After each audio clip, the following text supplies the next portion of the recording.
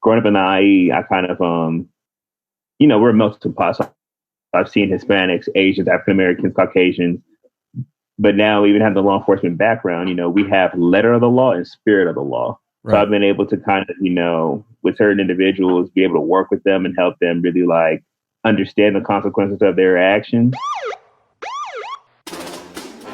Brothers and sisters,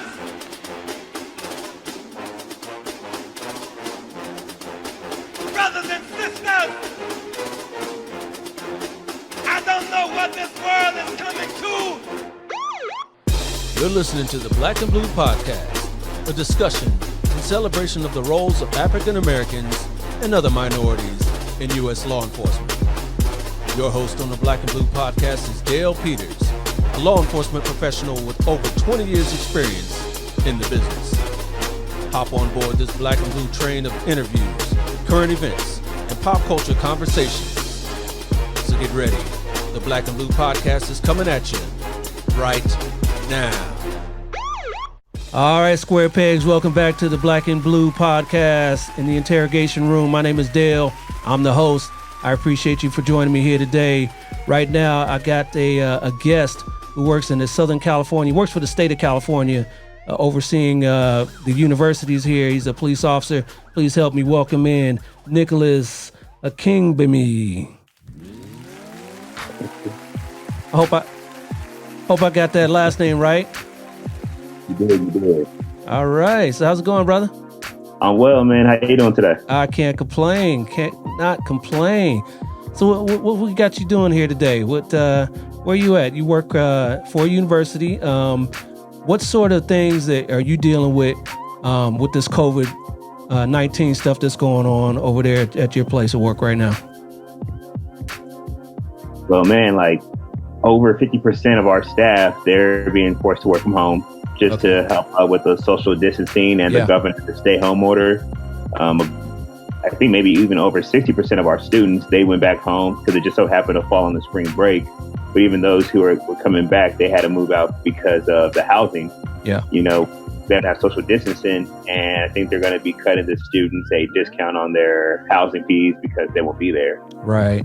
For us as law enforcement, we're essential, so we're still there 24/7. Our enforcement is still going to be there as far as like proactivity and everything, because whenever people in the community know that the students aren't there, when the staff aren't there, we tend to have a lot of residential burgs and or burglaries for the audience who doesn't know what that is. Right. Burglaries. And just petty thefts and stuff like that. Yeah. Okay.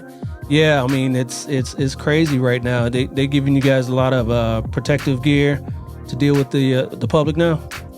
Yeah, man, we have our N95 masks. We have our emergency kits in the back, which are like these super large backpacks that have the face shield, have the mask. They have a little bit of things we can put over our uniforms. We're super stocked up on gloves, hand sanitizer everywhere, the bleach wipes, so that, we can, since we share cars and units, different shifts, we can wipe down stuff before we get in there.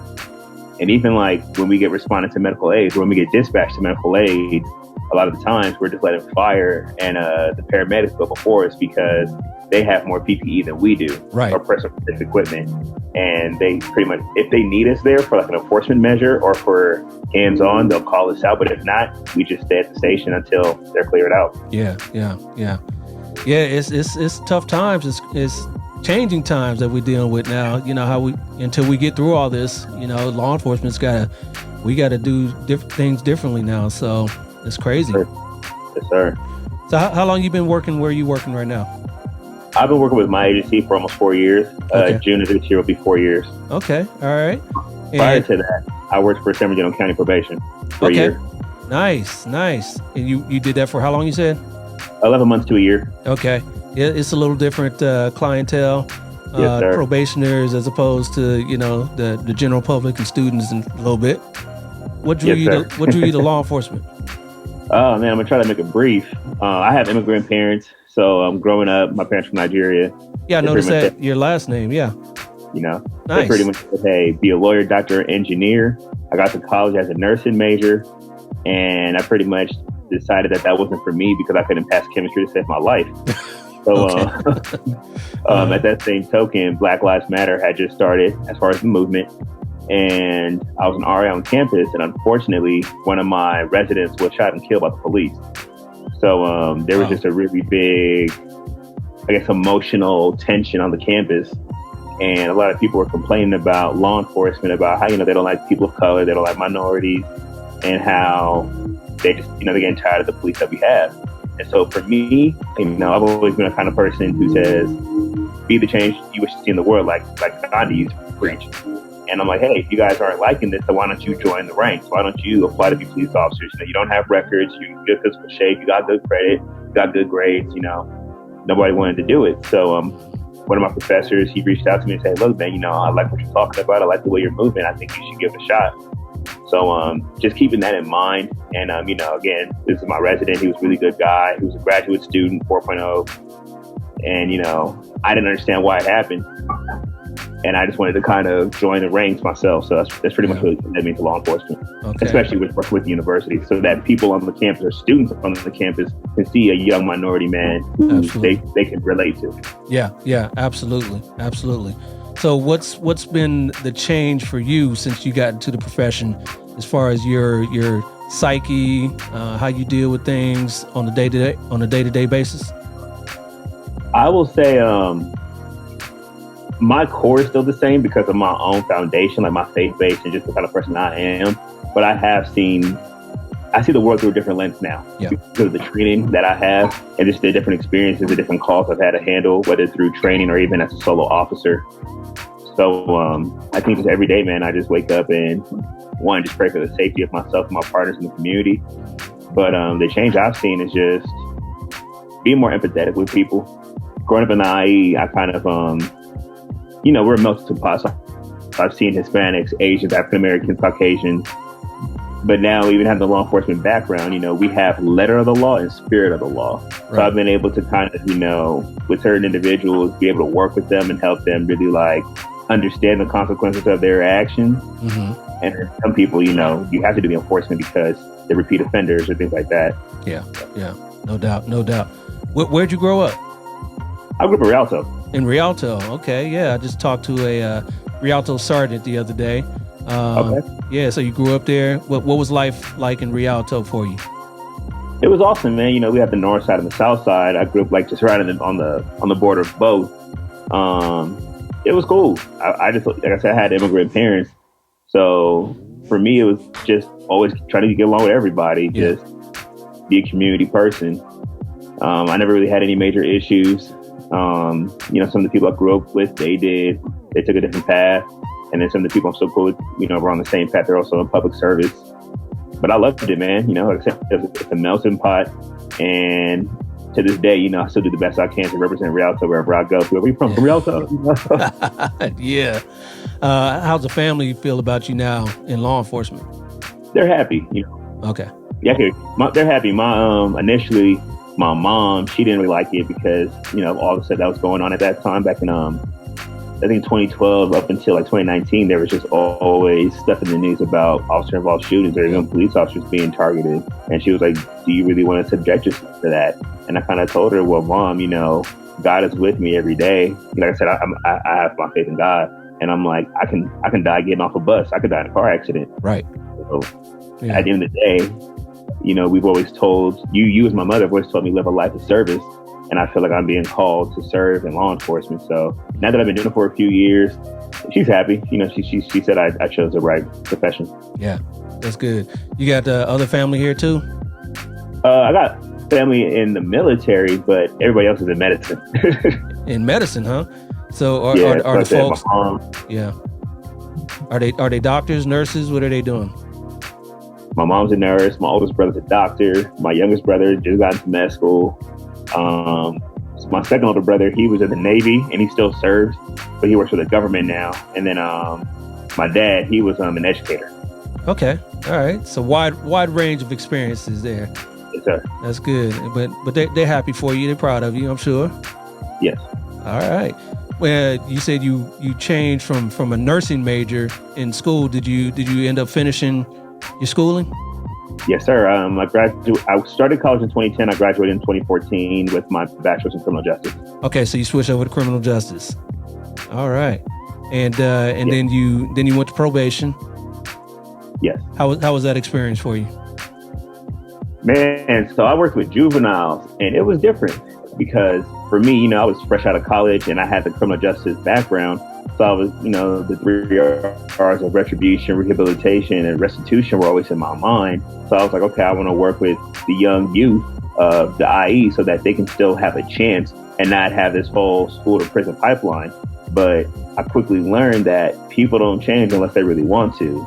So, I was doing the best I could to try to mentor these young men and women and try to instill certain life skills and things to them, but very few really attached to it because their mindset wasn't where it needed to be. And even then, the people who they would eventually go back home to, their mindset wasn't right as well. Right. I could tell somebody all day, this is the right way, this is what you need to do, but it's really up to them to apply the information I'm taking to them, Right. But did you find, though, that, sometimes maybe just being there for them, being a positive influence in their lives can kind of like guide them a certain way in that fork in the road that they, because they're still young, you know what I mean? Yeah. You know what? I'm glad you mentioned that because there was one of this young men who I was trying to work with and he seemed to not be getting it. But then a year after I actually left, I was still in my field training program at my current agency. I saw him at a local mall, and he called out my name and he called me a nickname that only people in my field call me. Okay. So it's either one of my old partners or it's one of these kids I used to mentor. So I was kind of on edge, and I turned around. It was him, and he was like, "Hey man, I appreciate everything you did." He ended up getting into USC. This was a student who had a 2.5 GPA, but was always being truant. So he had to go to the juvenile hall. But he wasn't a violent person. He wasn't committing crimes. He was just always ditching school. Right. So he had to do juvenile hall truancies. Eventually he got it together. He said he graduated with a 3.2. He got into USC. And as far as I know, he completed his program there. I don't know what he's doing now, but that was pretty cool to see. Yeah. See, that's what it's all about. That's what it's all about. You able to do anything like that at your current agency? Seems yes, like a lot of people at your current agency at the university level, they're there, Yeah. They're at least aspiring for something, you would hope. But do you ever get any chance to kind of mentor? At my current agency, not yet. But at Cal State San Bernardino, I have gone back and done some mentoring or some programs there. The hoodie I'm wearing right now actually is a small business nonprofit that I'm working with, getting off the ground, and we go there a couple times a year to do events and community engagement programs for the students there. Yeah, I was going to talk about that. So talk about that hoodie there. It's called Oddballs, right? Is that? Yes, sir. All right. What's all that about? Oddballs. So we're a faith-based organization, but our overall goal is to develop future public service leaders who will go on to strengthen their communities. And it's just to help anyone who feels like they've been discriminated against and who has had to get through a sense of adversity. Right. So normally it's younger men and women of color, whether they're African American or Hispanic. And we pretty much, myself, will team up with social workers, firefighters, or other public service people. And of the millennial age, because I'm 27. So anybody between the ages of 22 to 30 will come together and we'll hold an event. So earlier in the year or last year, we had our Drop in Knowledge event. It was a 4-hour event where we had a panel discussion per industry. So healthcare, social work, law enforcement, so on and so forth. And we pretty much share our journey to how we got to where we are today. Okay. And we made it so that the students can see somebody who looks like them, but also in their same generation, as opposed to somebody who might be 50 or 60 or a little older. Yeah. Not to knock the older people, but just right. Sometimes the connectivity, the relativity is a little off. Right. Yeah. Right. Yeah. I totally understand that. That's some good stuff. How long you been doing that? Just a little bit over a year and a half. Okay. All right. How'd you get connected with it? Man, when I was in college, I joined a fraternity, and my college roommate and I, we always called ourselves the oddballs because we were just a little quirky and we'd always feel like we fit in. Uh-huh. So we kind of just put a name behind it. And our whole thing is we have a heart as opposed to O, because everything we do is with love and compassion. We use the whole letter of the rainbow because we're all inclusive, non-discriminatory. So whether you're white, black, Asian, Hispanic, whatever, we want to be able to still be of service. So just being a student there, I still kept my network. And that's something else that we tell the students too, like you have to have a network. Yeah. Just when we were talking offline, we knew somebody who went from one rank to another rank. So he obviously, he had his network. Yep. He talked to the right people. We try to tell the students like, hey, sometimes it's not all that you know, it's who you know. Because you never know, the person sitting next to you might go on to start this company and you might be of, used to them or vice versa. Right. But you have to connect with people and keep that network. Absolutely. Yeah, that's some good stuff, man. Well, keep that going. Trying. Thank you. We need more stuff like that. So other than that, I mean, I know we talked about off air that you're into Lifetime Fitness. Yes. Yeah, you stick to that. What sort of exercise you do to keep yourself fit? Well, before this COVID stuff happened, I was in the gym like 3-4 days a week. Right. weightlifting and cardio. But now that this is happening, I'll probably just go for like 2-3 mile run, do some push-ups, pull-ups, some high intensity interval training. Yeah. Because, especially with our jobs, we have to stay in shape because at any given moment, we could be fighting for our lives. Yep. And, you don't want to be, grasping for breath or out of shape because the person who's fighting you, they might be, they've been do or die, there, unfortunately, for lack of a better word. Yeah. They've been waiting for this moment, planning, and, so you got to be ready. You got to be ready. What other sort of things you like to do when you're not working? I like to play golf. I've been golfing for like 20 years. I like to read and just spend time with my family, my girl. Okay. So a girl, huh? How long has that been going on? Your relationship with her? We getting uncomfortable now? A little uncomfortable now? We know each other for 7 years. Okay. I think when we first met, we were both a little immature, but now that we're a little older, we've been steady. Yeah. All right. Yeah, I've been married for a while. I'm married with 2 kids, so yeah, I can see. I love to see young love blossom. Right. So yeah, you can treat her right, man. Treat that woman right. All right. And so yes, over there at your job, what sort of things have you come across that pretty interesting, things that you've seen that the normal public doesn't get to see on a day-to-day? Anything that comes to mind is just like, wow, that was a crazy day? I mean, I hate to say it, but suicides. Really? Yeah. I mean, I'm sure right now we're in a generation where like social media is really weighing heavily on the youth. Yep. So like there's a bunch of anxiety and depression and like comparison. And especially even like with the universities, we have a lot of international students. Okay. So they come from China, from Egypt, from Africa, and they feel like they have to, and in some instances they actually do. They have to be the breadwinner for the family. Mm-hmm. So even if they get like a B or a C, they feel like it's the end of the world.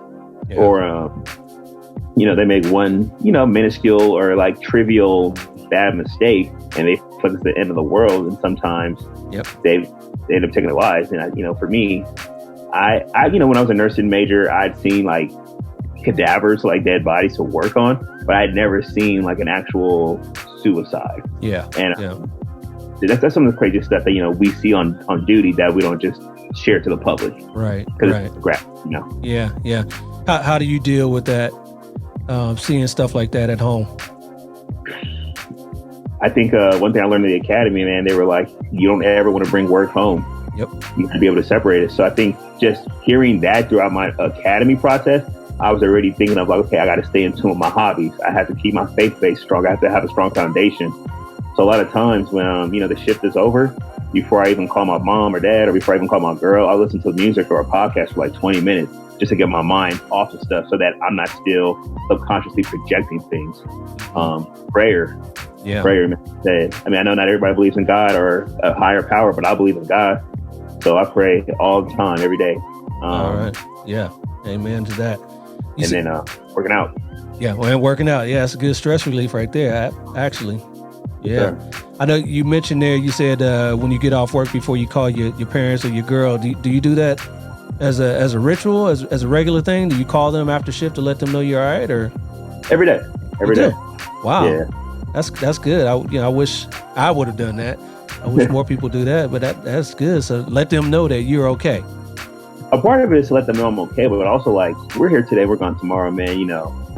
And I just feel like a lot of times people, we hold on to petty things, the things that don't matter.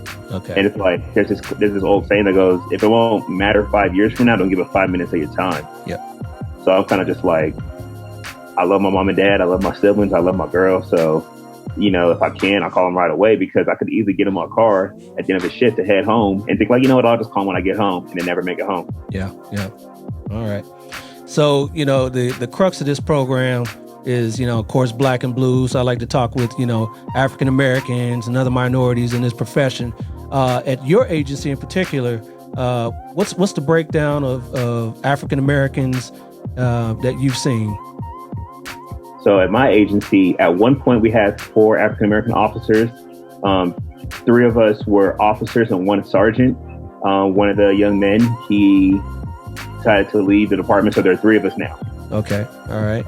And what sort of opportunities have you seen? Because this is a statewide agency, have you seen for minorities moving up through the ranks in your department? Oh, it's an interesting question to ask. I don't want to like make it a long answer. The opportunities are there, but because we work on the universities, we're not as large as like the municipalities, you know? Okay. So we do have detectives, we do have a community engagement division, we have sergeants, corporals, lieutenants, assistant chief and chief, and that's about it though. Uh-huh. You know, with any job, you have to be able to show proficiency at your level for X amount of years, you know.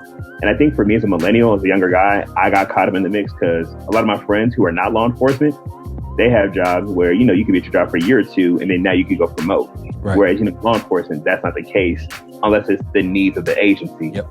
So a lot of times, I think there have been instances where I have been able to apply for a position, but at the same token, I'm going against somebody who has 9 years of experience. Okay. Or I'm going against somebody who has 10 years of experience, and they were also a detective, or they were also, you know, they've done special assignments that were passed down to them from management and done it well. Yeah. Where I've only been here for 3.5 years, you know? Yeah. Yep. Because opportunities come, but they're few and far between. Yeah. Where do you see yourself in 5 years? God willing, man, you know, in 5 years, I can see myself either being the community engagement officer, which is like the person who's like the liaison for the department of the community. Okay. Or corporal, minimally corporal detective. All right. But what sort of special assignment opportunities are within your agency? You guys have motorcycle officers? No. No? All right. You have a motorcycle, but the train for that is like, again, few and far between. You can put it in for it, but like, we only use the motorcycle for like really special events where you need to be able to like maneuver through certain things. Right. That a car can't get through. Okay. You know. Yeah. What sort of things can you get into, or would you like to get into? I know you said the community officer. Yes. Okay, and you said it's a liaison between the community. How's that work? So the community engagement officer, they have a 4-10 schedule, and for the audience, it's 4 days on, 10-hour shifts. And ultimately, they can wear their uniform, but a lot of times they'll probably be in like a button up and some slacks.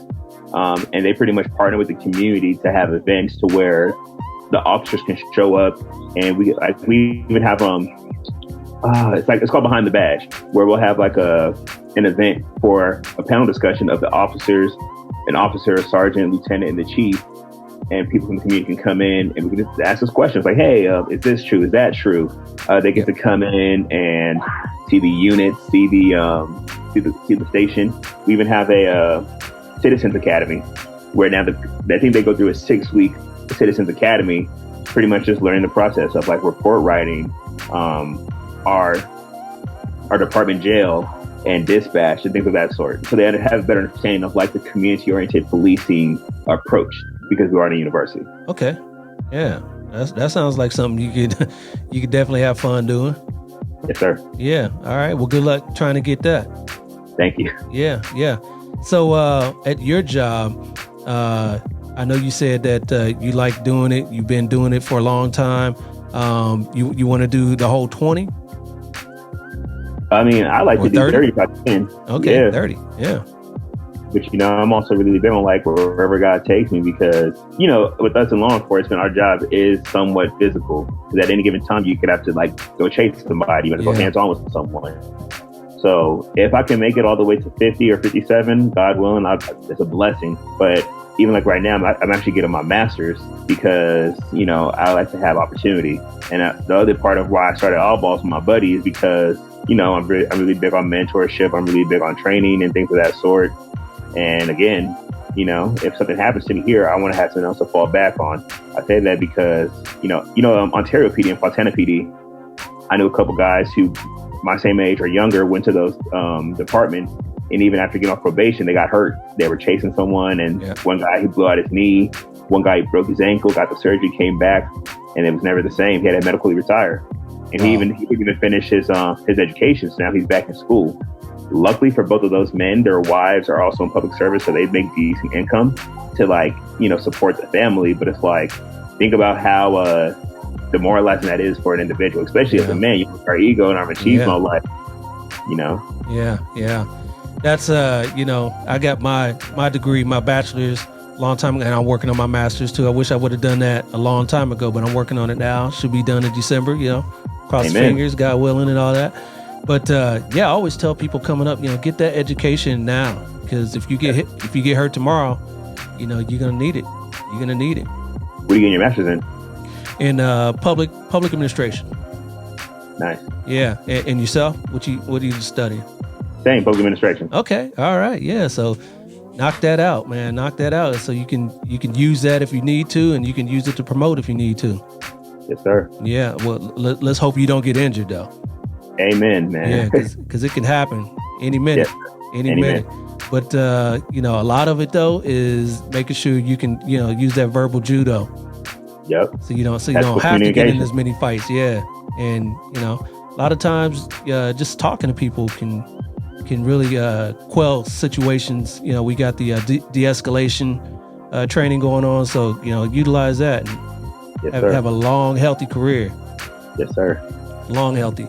So in your job, have you noticed, or have you had an opportunity to have something where you approached someone, where you had a call and it worked out really well, something that you handled start to finish and, worked out well, where they came to you at the end and said, thank you for being there for me, or anything that worked out well for you? Yes, sir. Earlier in the year, there was a young lady. She is legally blind, and she had a couple physical disabilities. She decided that day, like, hey, today's the day I'm going to kill myself. Her caretaker called us. We got there, and she was very adamant about, hey, you're not going to do anything or say anything that's not going to stop me from killing myself. And I was able, like you said, to use some of the verbal judo and kind of just talk her down at the escalator and just give her really more hope and more reason to live, By the end of the call, we were able to get her into a medical center. She voluntarily decided to go in so that we had to place her on a 5150. For those who don't know, that's the mental health hold, 72-hour hold. Mm-hmm. She volunteered to go and seek help from a mental professional for psych assistance or psychological assistance. So by the end of that, she was like, hey, thank you. Thank you for taking the time to talk to me. I think the whole call from the time I was dispatched there to the time I went 10A again, or back in service, it was about an hour and 14 minutes. Mm-hmm. By the end of it all, she was just like super happy and said, hey, thank you for giving me hope. Like, thank you for reigniting that passion to live. Yeah, that's good stuff. That's what it's all about. You see all the stuff, we joined the job so that, because it's interesting. It's not behind the desk, come in contact with people and excitement and get to drive cool cars and all that. But, helping people, that's what it's really all about. Yes, sir. But on the flip side of that, like I said, we do get to drive the cool cars and, we come up with some dangerous situations. Can you talk about something like that you've come in contact with and it worked out well for you as well? Yes.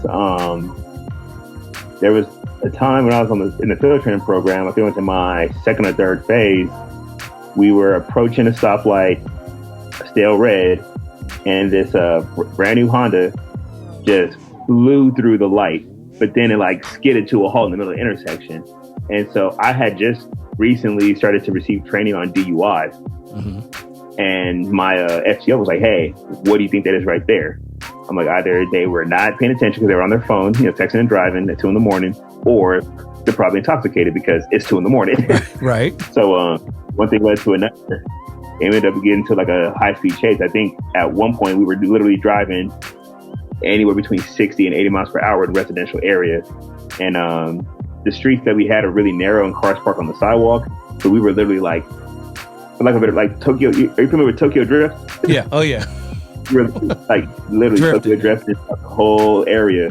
This guy, his car took out a light pole. He barely missed a couple civilians who were crossing on the sidewalk for some reason at 2 a.m. And he ended up barricading himself in his apartment.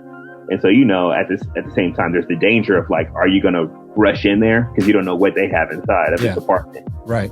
But we were able to, call our other partners, other corporals came out, other officers came out. We were able to, just eventually talk him out of it. He came out of the room.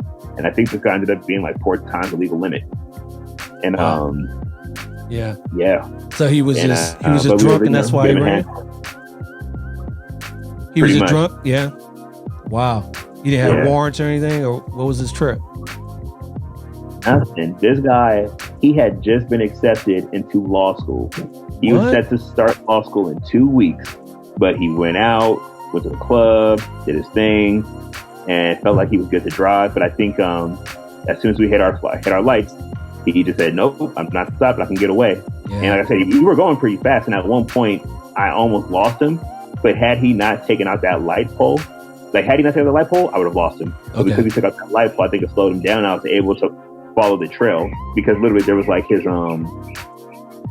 brake lights fell out. His driver's side mirror fell down. Leaving you crumbs along the way to go follow him, huh? Yeah. Yeah, what probably happened was once you threw on your lights to stop him, he's like, oh, he saw his life, his law school life that's gone now. I can't let that happen. So then that's why he ran. Yes, sir. I was doing all that. Yeah. Wow, that's crazy. If he ever, got into law school after that, or went back, or do you know anything about him? I don't think we know the law school he got into, and I have not seen him there, so I don't think he got in. Oh, okay. All right.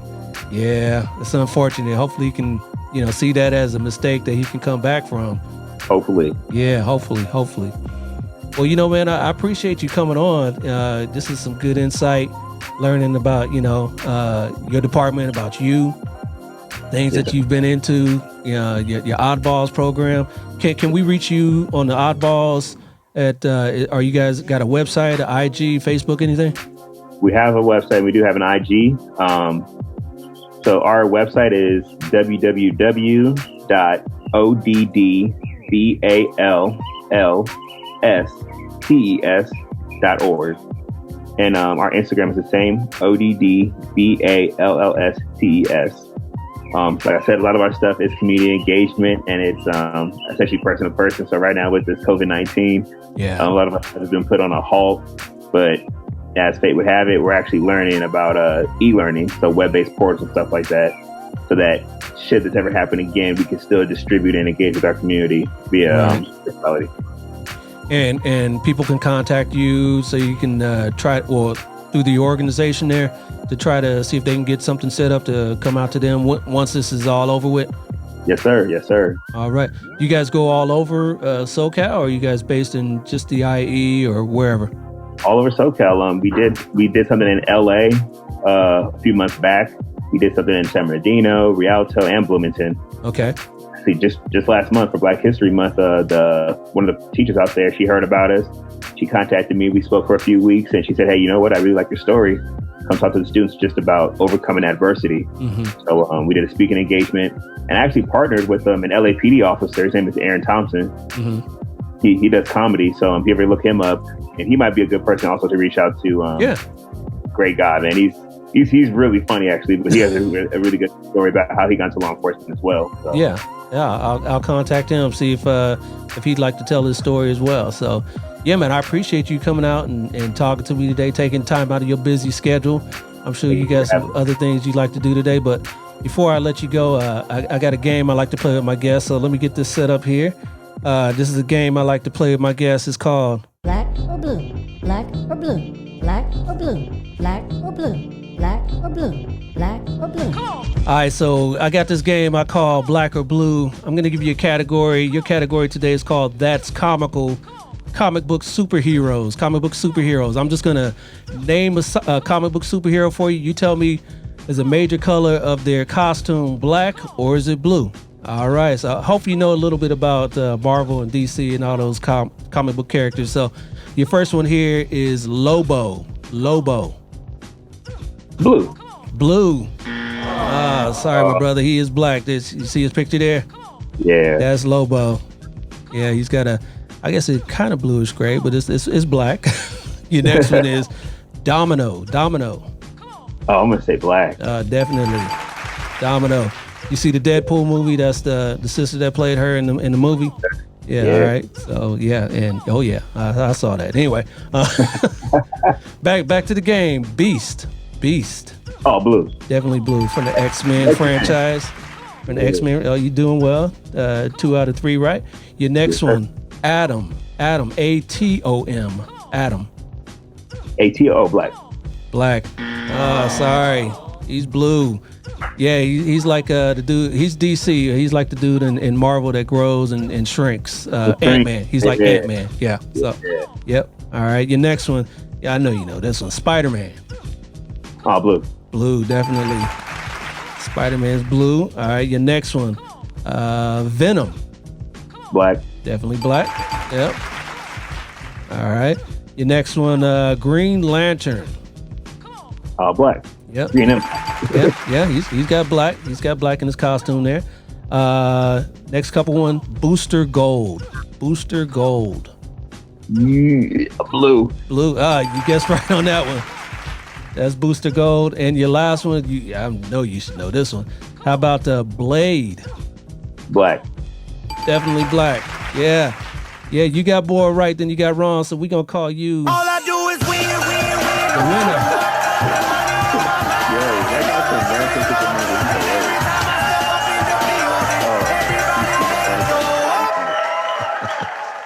Yeah. So yeah, man. So you did good on that. Yeah. Yeah. So I appreciate you coming on with me, man, because that was fun. You know, got a lot of good insight. You be safe out there, because the Rona doesn't play. We got we got a few people out there that's catching it. You know, I appreciate you, man. You be safe and take care. All right. Yes, sir. All right, y'all. That's it for this episode of the Black and Blue Podcast. I want to thank my man Nicholas Akingbemi for coming on and sharing his story with us. And if you want to learn more about his nonprofit organization, Oddballs Consulting and Educational Services, be sure to check him out on the web at oddballsces.com or check him out on Instagram at Oddballs Consulting. If you like this episode and all the other content I'm putting out, please make sure you like and subscribe to the show on YouTube or whatever podcast platform you're hearing my sultry voice here today. I'll be back next week with another fun-filled episode. So till then, y'all know what to do. Stay black and blue. I'll holler at you. Peace. This has been a Maitre D Entertainment presentation.